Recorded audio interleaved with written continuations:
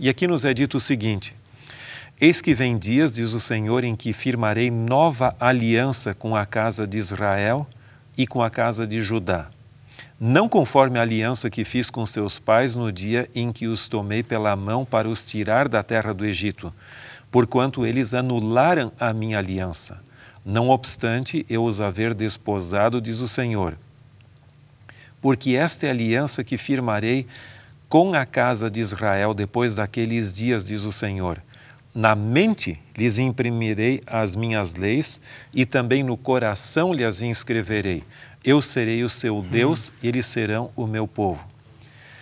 Nesse texto tem alguns pontos muito importantes. Em primeiro lugar, aqui fala da nova aliança. Lembram que Paulo faz aquele contraste entre a velha aliança e a nova aliança. Alguns creem que Deus ensinou um caminho equivocado com a antiga aliança, mas o próprio texto diz que, o verso 32, eles anularam a minha aliança. O povo anulou. O povo? Não Deus. Não. Então a dificuldade com a aliança que foi estabelecida no Sinai não foi que Deus ensinou um caminho equivocado, porque o caminho era a salvação pela graça e a obediência aos mandamentos como uma resposta.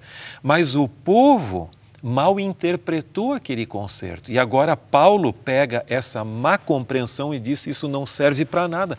Nós precisamos de uma nova aliança.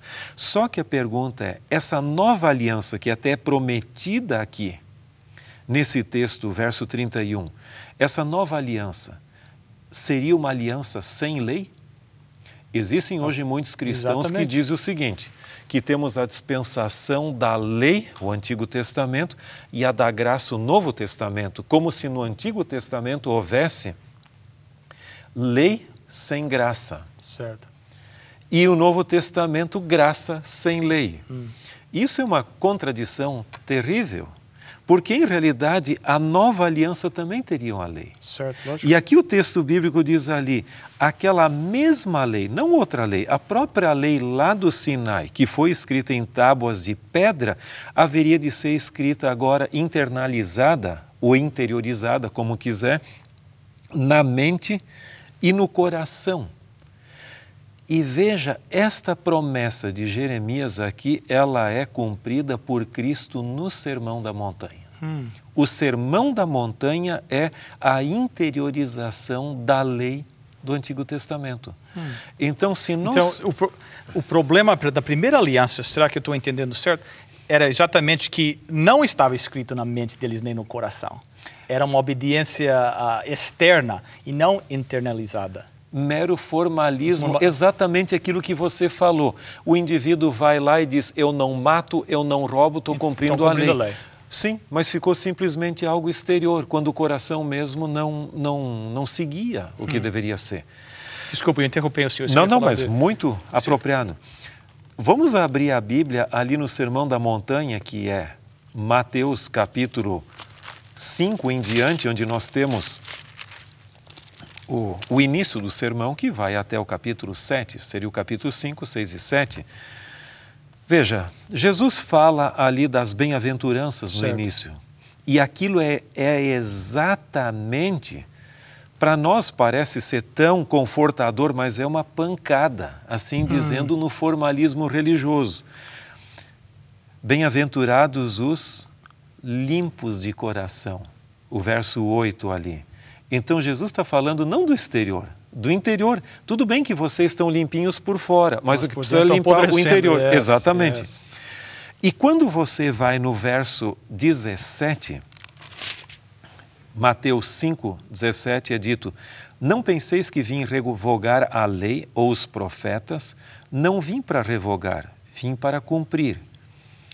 Porque em verdade vos digo que até que o céu e a terra passem, nenhum i ou um tio jamais passará da lei, até que tudo se cumpra. E aí continua. Agora, quando você for ver, aqui está o princípio. Jesus mesmo diz, eu não vim abolir a lei, eu vim cumprir, ou seja, ainda dá maior força. E por incrível que pareça, ele passa a citar mandamentos.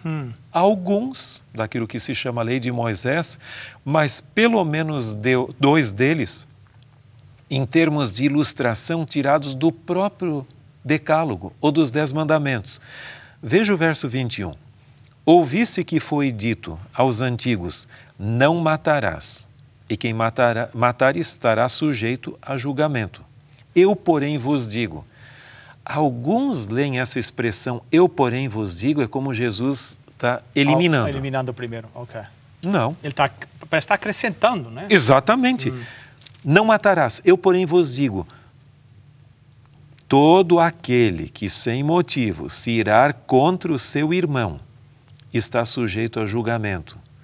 Você percebe que aqui Jesus condena não apenas o ato de tirar a vida, mas ele aprofunda ao ponto de que alguém tiver ódio contra outra pessoa ou ira, ele já está transgredindo a lei. E se você for lá no versículo 27, ouvisses que foi dito, não adulterarás.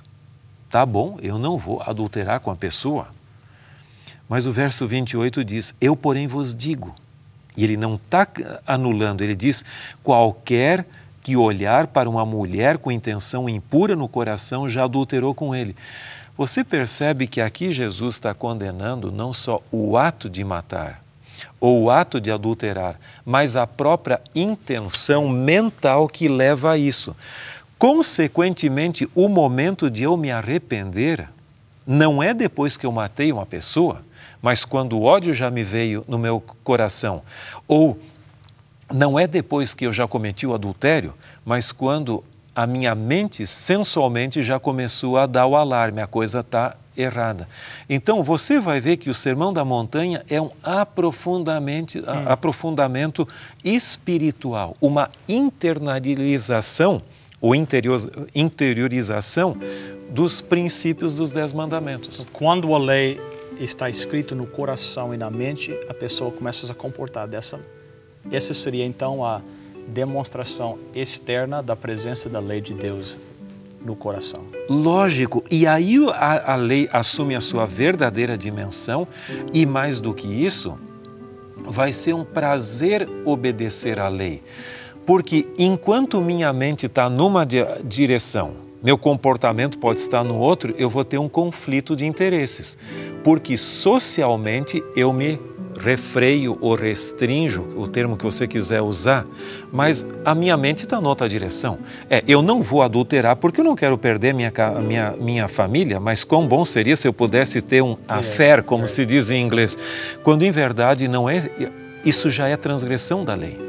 Por incrível que pareça, nosso tempo já passou. Então gostaria de convidar o senhor para nos levar a um estudo mandamento por mandamento. O senhor, será que podia fazer isso para nós? Com muito prazer. Vamos orar. Ok. Nosso Deus e nosso Pai, nós te agradecemos pela tua lei, pelos teus princípios que nos levam a uma vida de liberdade, de alegria e de paz. Esteja com cada telespectador nesta hora.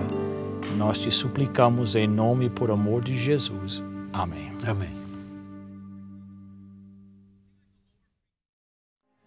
Bem, Dr. Tim, muito obrigado por estar conosco e nós somos ansiosos para iniciar nosso estudo dos 10 mandamentos. Será um grande prazer estar com você e com nossos telespectadores também. Obrigado. Aos nossos telespectadores, espero que vocês estejam conosco na próxima semana. No entretanto, lembre-se de visitar nosso website, estaescrito.ca.